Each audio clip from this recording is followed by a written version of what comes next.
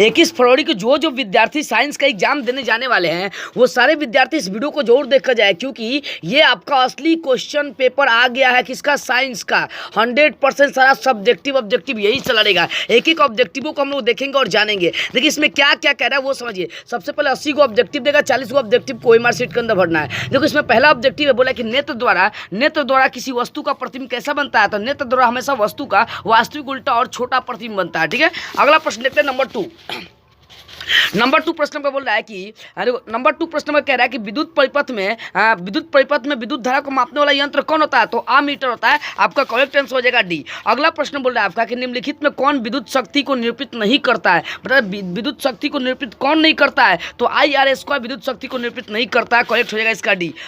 अगला प्रश्न लोग 4 नंबर प्रश्न देखते हैं। बोला कि निम्नलिखित में से किसी वस्तु का वास्तविक प्रतिबिंब कौन बना सकता है, यानी कौन वास्तविक प्रतिबिंब बनाएगा, तो वो आपका उत्तल लेंस जो ना वास्तविक प्रतिबिंब बना सकता है। अगला 5 नंबर प्रश्न देखिए क्या बोल रहा है कि किसी बिंदु वस्तु से निकलकर कितना किसी लेंस से अपवर्तित होकर जिस बिंदु पर मिलती है उस बिंदु को क्या कहते हैं, तो 5 का करेक्ट आंसर आपका हो जाएगा फोकस कहते हैं। आपका हो जाएगा ऑप्शन सी। अगला प्रश्न बोल रहा है 6 नंबर कि फोटोग्राफी कैमरा का अभिदृश्यक भाग कैसा होता है, तो फोटोग्राफी कैमरा का अभिदृश्यक भाग उत्तल लेंस होता है। करेक्ट हो जाएगा इसका सी। 7वां प्रश्न देखिए बोला है किसी शब्द को उसमें पाए गए छोटे अक्षरों को पढ़ते समय आप निम्न में से कौन सा लेंस पसंद करेंगे, तो 7 का करेक्ट आंसर हो जाएगा डी। 5 सेंटीमीटर फोकस दूरी का एक उत्तल लेंस पसंद करेंगे। देखो प्रश्नों को मस्तिष्क में बैठा लिए, सेम प्रश्न आपके एग्जाम में आने वाले, देखिएगा सेम आएगा। देखो किसी गोलीय दर्पण तथा किसी पतले गोलीय लेंस दोनों की फोकस दूरियां -15 सेंटीमीटर है, तो बताना है कि दर्पण और लेंस संभवतः कैसा होगा ये बताना है। 8 का जो करेक्ट आंसर आपका निकल जाएगा वो दोनों अवतल होंगे। करेक्ट आपका हो जाएगा सी। यानी आप प्रश्न को पढ़ के मस्तिष्क में बैठा लीजिए, सारे प्रश्न सेम आपके एग्जाम में आने वाले हैं, एक भी प्रश्न आपका बाहर से नहीं आएगा। चलो सी का देखते हैं। 9 नंबर प्रश्न देखते हैं।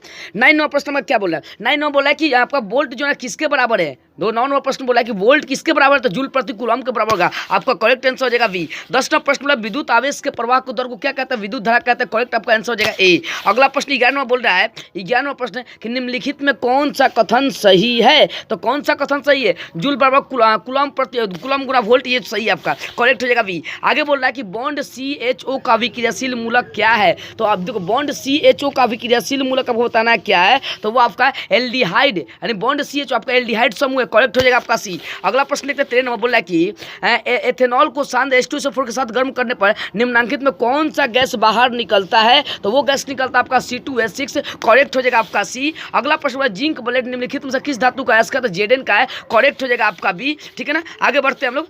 15 प्रश्न देखते हैं। बोले कि आवर्त सारणी में किसी आवर्त के तत्वों में कौन सा गुण समान होता है, आपको ये बताना। 15 का हो जाएगा डी, कक्षों की संख्या इसमें समान होता है। ठीक है ना, अगला प्रश्न 16 में बोल रहा है कि अभिक्रिया CaO + H2O = CaOH whole twice बना, तो कौन सा विक्रिया आती है, आपका संयोजन विक्रिया है, क्योंकि छोटे छोटे परमाणु एक बड़ा बना दिया। जल में घुलनशील भस्म को क्या कहते हैं, क्षार कहते हैं। अगला प्रश्न देखते हैं 28 में बोल रहा है कि सोडा एस का रासायनिक सूत्र क्या होगा, तो सोडा एस का रासायनिक सूत्र Na2CO3 होता है। करेक्ट हो जाएगा आपका बी। अगर निम्नलिखित में कौन विजातीय यौगिक है, तो प्लास्टर ऑफ पेरिस जो है आपका विजातीय यौगिक है। करेक्ट हो जाएगा आपका बी। अगला बेकिंग सोडा का रासायनिक सूत्र आपका ऑप्शन डी हो जाएगा NaCO3। अगला 21वां प्रश्न, निम्न में कौन संक्षारक अम्ल है, तो संक्षारक अम्ल आपका है सल्फ्यूरिक अम्ल। करेक्ट हो जाएगा बी। अगला प्रश्न 22 नंबर देखो, मिल्क ऑफ मैग्नीशिया का pH मान कितना होता है, तो मिल्क ऑफ मैग्नीशिया का pH मान 10.5 हो जाएगा। आगे देखते हैं, बोले सल्फर के संयोजी सेल में इलेक्ट्रॉनों की संख्या कितनी होती है, तो सल्फर के संयोजी सेल में इलेक्ट्रॉनों की संख्या 2 होती है। करेक्ट आंसर हो जाएगा आपका, करेक्ट आंसर होगा आपका ए। अगला प्रश्न लोग देखते हैं। अगला प्रश्न 24 नंबर प्रश्न लोग देखते हैं। बोला निम्नलिखित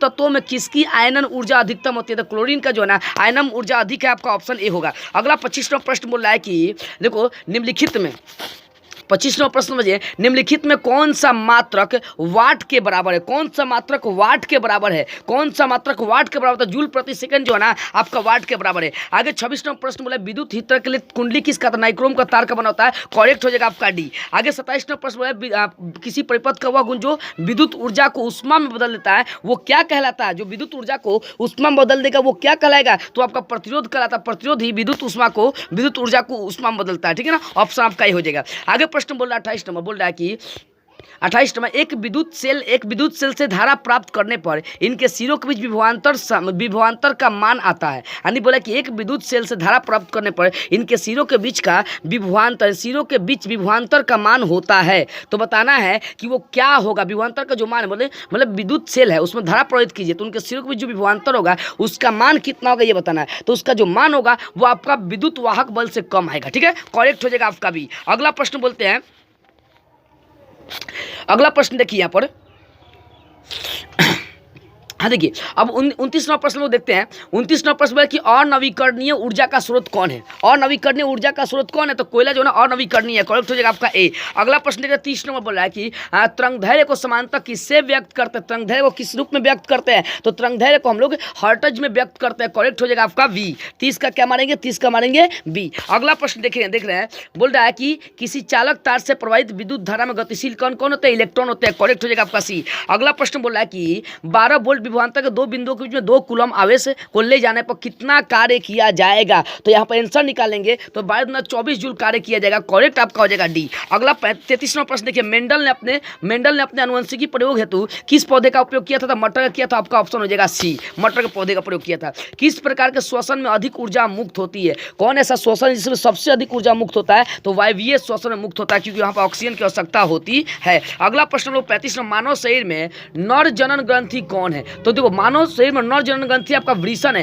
करेक्ट हो जाएगा आपका ए। आगे बोला जीवन की एक महत्वपूर्ण विशेषता क्या है, 36वां प्रश्न में जीवन की एक महत्वपूर्ण विशेषता क्या है, तो वृद्धि है, करेक्ट आपका हो जाएगा बी। अगला 37वां बोले स्वपोषी पोषण होता है, स्वपोषी पोषण किसमें होता है ये बताना है, तो स्वपोषी पोषण जो है पौधों में होता है, क्योंकि पौधे ही अपना भोजन स्वयं बना पाते हैं। 38वां प्रश्न बोल रहा है आपको, देखो ग्लाइकोलाइसिस होता है, यानी ग्लाइकोलाइसिस किसमें होता है, तो ग्लाइकोलाइसिस कोशिका द्रव्य में होता है, करेक्ट आपका हो जाएगा बी। अगला प्रश्न तंत्रिका तंत्र की संरचनात्मक एवं क्रियात्मक इकाई क्या होता है, नेफ्रॉन होता है, ऑप्शन आपका सी से हो जाएगा। आगे बोले कौन सा एंजाइम वसा पर क्रिया करता है, कौन एंजाइम वसा पर क्रिया करता है, तो लाइपेज करता है, करेक्ट हो जाएगा आपका डी। अगला प्रश्न 41 में बोले कि ओजोन का आणविक सूत्र क्या है, ओजोन का आणविक सूत्र O3 होता है, करेक्ट हो जाएगा आपका बी। अगला प्रश्न है पीएच, बोला कि पीएच का, देखो पीएच का कौन सा मान क्षारक विलयन को, तो सबसे अधिक मान क्षारक को दर्शाता है, आपका यहाँ पर हो जाएगा 13, करेक्ट हो जाएगा आपका सी। आगे बोला कि जल के एक अणु में हाइड्रोजन और ऑक्सीजन के परमाणुओं की संख्याओं का अनुपात कितना होगा, तो देखो जल में H2O, यानी देखो सूत्र क्या होता है H2O, देखो होता है H यानी 2 और ऑक्सीजन 1 होने 2:1 निकले, करेक्ट आपका हो जाएगा बी हो जाएगा। आगे बोला है कि निम्नांकित संकेतों द्वारा व्यक्त तत्वों में कौन सा धातु होगा, आपको ये बताना है। बोले निम्नांकित जो संकेत दिया है उसमें व्यक्त तत्वों में कौन सा धातु होगा, आपको ये बता देना है। चलिए यहाँ पर देखते हैं 44 का करेक्ट आंसर जो आपका हो जाएगा वो आ जाएगा आपका बी वाला, यानी ऑप्शन बी सही हो जाएगा, यानी 12 से 24 हो रहा है। ठीक है, आगे देखते हैं 45वां प्रश्न बोला कि अम्लीय ऑक्साइड का पीएच मान कितना होता है, अम्लीय ऑक्साइड का पीएच मान, इसमें सबसे कम आपका अम्ल का 4 हो जाएगा, ठीक है ना, सबसे कम आपका ऑप्शन डी हो जाएगा। सबसे कठोरतम पदार्थ या धातु कौन, तो वो आपका हीरा है। अगला प्रश्न देखते हैं 47 में बोल रहा है कि सिल्वर आयोडाइड का रंग कैसा होता है, सिल्वर आयोडाइड का रंग कैसा होता है, तो पीला होता है, करेक्ट हो जाएगा आपका भी। कई बार प्रश्न पूछते आ रहा है ये सब। अगला प्रश्न, श्वसन किस प्रकार की रासायनिक अभिक्रिया है, श्वसन जो है वो किस प्रकार की रासायनिक अभिक्रिया, तो उष्माक्षेपी है, क्योंकि यहाँ उष्मा बनता है श्वसन क्रिया में। आगे देखते हैं प्रश्न 49 देखते हैं, पौधों में जनन अंग कहाँ पाए जाते हैं, तो पौधों में जनन अंग उसके पुष्प में पाया जाता है, करेक्ट आपका हो जाएगा बी। आगे 50 में बोलेगा मस्तिष्क का कौन सा भाग शरीर की स्थिति और संतुलन का अनुरक्षण करता है, तो वो आपका कौन, अनुमस्तिष्क होता है, अनुमस्तिष्क से क्या करता है, हमारे शरीर का संतुलन का अनुरक्षण करता है। आगे किस पौधे में रंध्र उपस्थित नहीं, कौन ऐसा पौधा होता है जिसमें रंध्र नहीं पाया जाता है, तो वो पौधा आपका कनेर होता है, कनेर में रंध्र नहीं पाया जाता है, डी हो जाएगा। आगे बोला है कि देखो BSIV का संबंध किससे है, BSIV का संबंध आपका वायु प्रदूषण से, करेक्ट हो जाएगा आपका सी। आगे 53वां प्रश्न देखते हैं, रक्त में ऑक्सीजन का वाहक कौन होता है, तो वो आपका हीमोग्लोबिन होता है, करेक्ट हो जाएगा सी। आगे बोला है कि निम्नलिखित, देखो बोला कि निम्नलिखित में किसे बर्थ हार्मोन कहते हैं, मतलब कौन जो है ना बर्थ हार्मोन का काम करता है, तो ऑक्सीटोसिन को बर्थ हार्मोन कहते हैं, करेक्ट हो जाएगा आपका बी। आगे बीज विकसित होता है, बीज जो होता है वो कहाँ विकसित होता है, तो बीजांड में होता है, करेक्ट हो जाएगा आपका डी। अगला ग्रहणी किसका भाग है, छोटी आंत का, ऑप्शन बी हो जाएगा। 57वां प्रश्न में देखते हैं, तालाब, देखो तालाब किस प्रकार का पारिस्थितिक तंत्र है, तालाब जो है किस प्रकार का पारिस्थितिक तंत्र है, तो वो प्राकृतिक है, करेक्ट हो जाएगा आपका बी। आगे बोला 58वां प्रश्न, निम्न में से, देखो निम्न ध्यान देना, निम्न में से कौन पारिस्थितिक तंत्र अधिकतम संख्या में मौजूद है, यानी कौन पारिस्थितिक तंत्र सबसे अधिक संख्या में मौजूद है ये बताना है। चलो 58 का करेक्ट हो जाएगा आपका ए, उत्पादक सबसे ज्यादा मौजूद है।